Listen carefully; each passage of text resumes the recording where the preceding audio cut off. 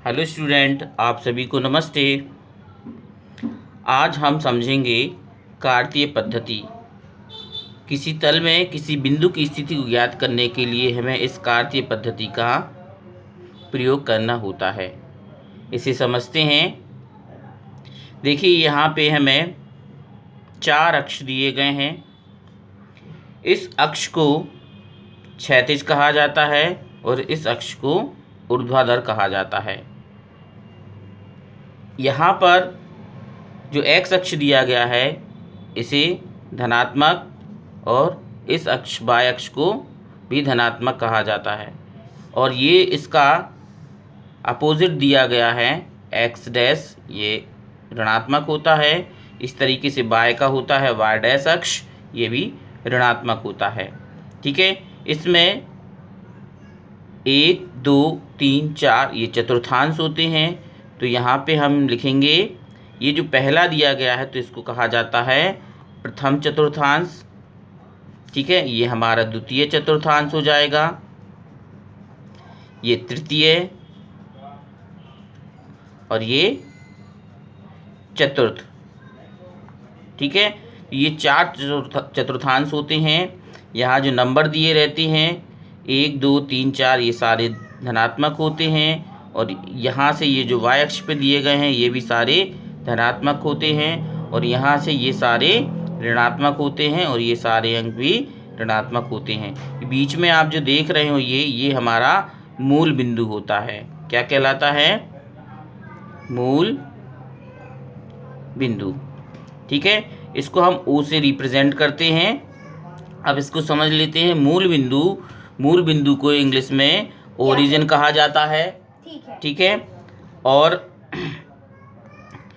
यहाँ पर इसमें अगर हमें किसी बिंदु की स्थिति को ज्ञात करना है, ठीक है, तो इसके लिए जो हमें निर्देशांक बनाने होते हैं, जैसे हमारा ये प्रथम दिया गया है, तो इसमें इसके जो निर्देशांक के लिए हमें जो प्लस माइनस दर्शाना होता है, तो इसमें देखेंगे ये जो हमारा है ये धनात्मक है और ये जो हमारा धनात्मक है, तो ये प्रथम चतुर्थांश जो होगा हमारा धनात्मक होगा।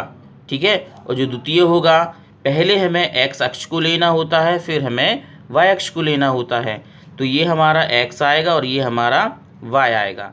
तो इसी तरीके से जो द्वितीय चतुर्थांश बनेगा हमारा, वो हमारा बनेगा कैसा?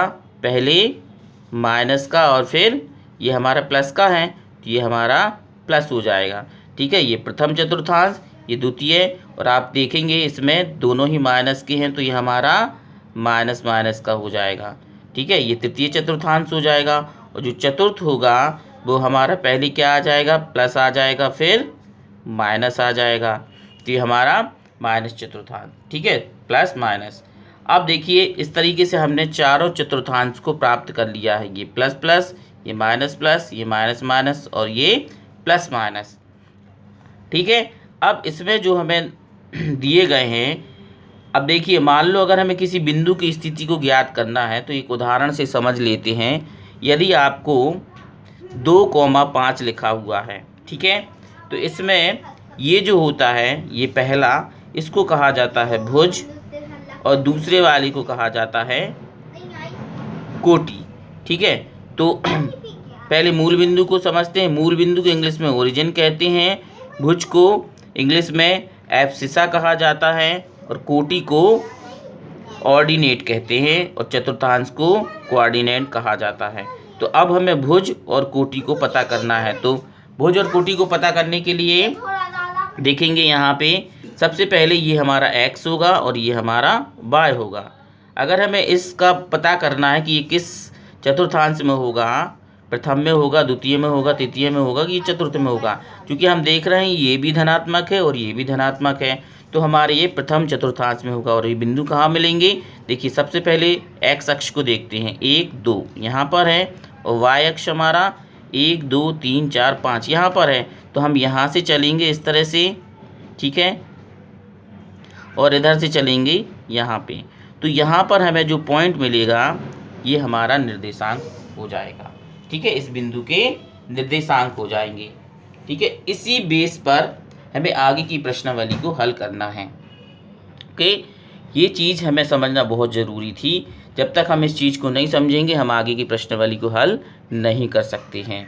ठीक है, यदि आप मेरे वीडियो को देख रहे हैं और इसी तरीके से वीडियो को देखना चाहते हैं तो please like and subscribe this my channel. और आगे की प्रश्नावली को हम आगे के वीडियो में समझेंगे। तब तक के लिए आप सभी को मेरी तरफ से नमस्ते।